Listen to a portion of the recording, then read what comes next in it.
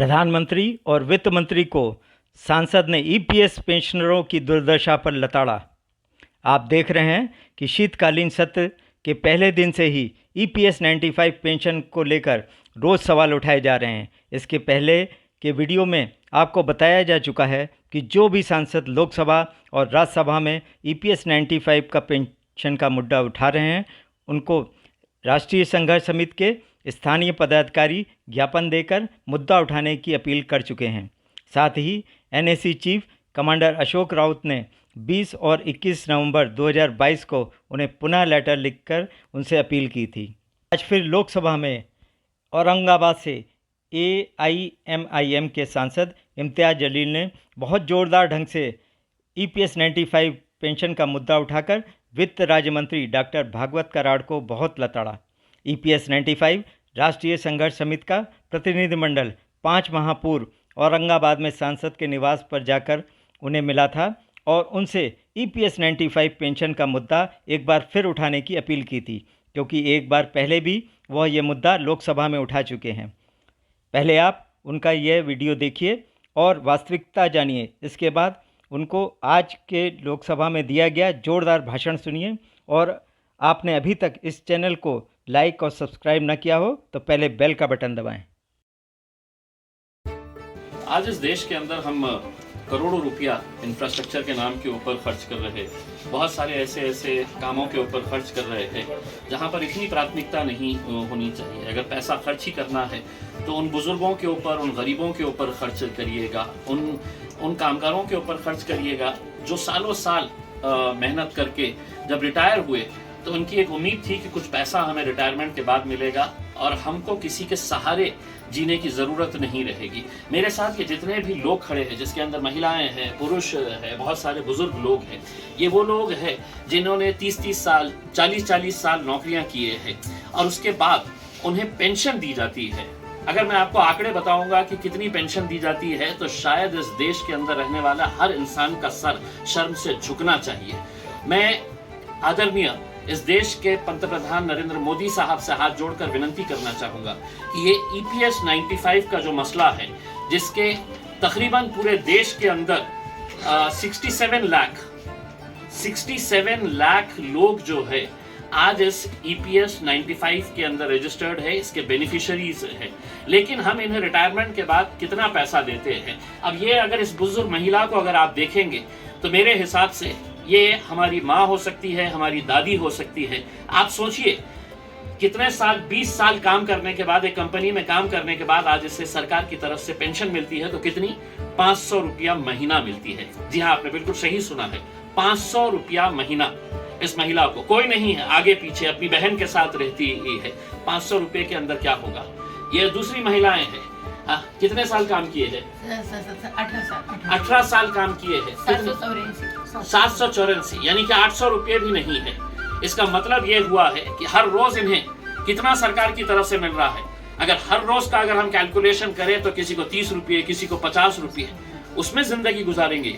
मैंने ये मुद्दा लोकसभा के अधिवेशन के अंदर आदरणीय मोदी जी मैंने उठाया था और मेरी उम्मीद थी कि आप जो कहते हैं कि हम सबका साथ, सबका विकास करना चाहते हैं, अगर ये लोगों का अगर विकास नहीं होगा तो कहीं ना कहीं हम देश के इन 67 लाख जो बुजुर्ग लोग हैं, जिसके अंदर महिलाएं हैं, पुरुष हैं, कहीं ना कहीं उनके साथ हम धोखा कर रहे हैं। मैं आने वाले अधिवेशन के अंदर दोबारा इस मुद्दे को आपके सामने रखना चाहूंगा और उम्मीद करना चाहूंगा कि महाराष्ट्र के केंद्र सरकार के लेबर मिनिस्टर हो, लेबर सेक्रेटरी हो, पंतप्रधान नरेंद्र मोदी जी, आपके पास तक ये वीडियो मैं पहुंचाऊंगा और यकीन करूंगा कि आने वाले अधिवेशन के अंदर आप इसके ऊपर कुछ न कुछ फैसला करेंगे। हम आपका जाहिर सत्कार करेंगे, इस देश के अंदर हम आपकी वाहवाह करेंगे कि आपने इन गरीबों के, इन बुजुर्गों को।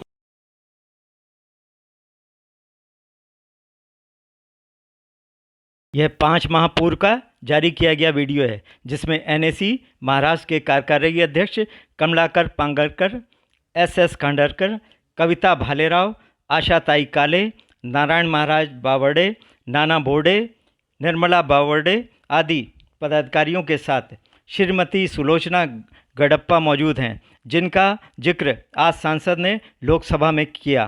पेंशनरों ने उन्हें अपने खून से हस्ताक्षरित ज्ञापन दिया था और पेंशनरों की दुर्दशा बताई थी। अब आप लोकसभा में औरंगाबाद से AIMIM के सांसद इम्तियाज जलीली का दिया गया भाषण सुने। अध्यक्ष महोदय, हो सकता है आपके पास भी एक EPS 95 की एक स्कीम है। बुजुर्ग लोग, ऐसे बूढ़े लोग, और मैं फाइनेंस मिनिस्टर साहब को यह बताना चाहता हूं कि इनके पास भी सर 65 लाख ऐसे पेंशनर्स हैं जिनको पेंशन कितनी दी जा रही है, 250 रुपये, 500 रुपये। फाइनेंस मिनिस्टर साहब से मैं इसलिए मुखातिब हो रहा हूं कि ये मेरे शहर से आते हैं। अगर देश के फाइनेंस मिनिस्टर साहब, मैं आपको कहता हूं, लीजिए एक नाम भी नोट करिएगा, सुलोचना गडप्पा, 70 साल की महिला है, औरंगाबाद में रहती है। सुलोचना गडप्पा, फाइनेंस मिनिस्टर साहब नोट करिए, आप औरंगाबाद शहर से ही आते हैं। उसको कितनी पेंशन दी जाती है? 250 रुपये। 70 साल की, कोई बच्चा नहीं है, और 250 रुपये के अंदर वो अपना घर का बसेरा करेगी। मेरा यह कहना है कि पेंशन स्कीम के अंदर आपके पास कितना पैसा है, वो पैसे से EPS 95 के पिछले कई सालों से, और हर MP को इन लोगों ने खून से अपना लेटर लिखकर आपको निवेदन दिया है कि हमारे लिए कुछ तो भी करिएगा करके। आपके पास भी दिए हैं, आपकी भी फोटो छपी थी उसमें। हमारे पास इम्तियाज जलील जी के आज के भाषण का पूरा वीडियो है, जिसमें उन्होंने EPS 95 पेंशन के साथ अन्य मुद्दे बहुत ज़ोरदार ढंग से उठाए, जिसको हम अलग से आपके लिए जारी करेंगे। NSE और सभी EPS 95 पेंशनर सांसद इम्तियाज जलील के बहुत शुक्रगुजार हैं कि उन्होंने NSE के प्रतिनिधिमंडल से जो वायदा किया था उसे पूरा करते हुए EPS 95 पेंशन का मुद्दा ज़ोरदार ढंग से उठाया और वित्त राज्य मंत्री डॉक्टर भगवत कराड़ को आड़े हाथों लिया और कहा कि आप EPS 95 पेंशनरों के साथ फ़ोटो तो खिंचाते हो पर उनका काम नहीं करते। सांसद ने साफ साफ उल्लेख किया कि NSE के पदाधिकारियों ने अपने खून से हस्ताक्षर कर सभी सांसदों को पत्र लिखे हैं, पर सब गूंगे बने बैठे हुए हैं। कुछ लोगों को शंका थी कि लोकसभा और राज्यसभा में जो EPS 95 पेंशन का मुद्दा उठाया जा रहा है उसमें NSE का कोई रोल है कि नहीं। यह दोनों वीडियो स्वतः इस बात का प्रमाण है कि NSE के सदस्य देश भर में ज़मीनी लड़ाई लड़ रहे हैं, जिसके परिणाम अब दिखने शुरू हो गए हैं। कुछ सांसद तो जाग गए हैं, पर सरकार कब जागेगी यह देखना है। उसको जगाने के लिए नीचे दी गई घंटी बजाएं।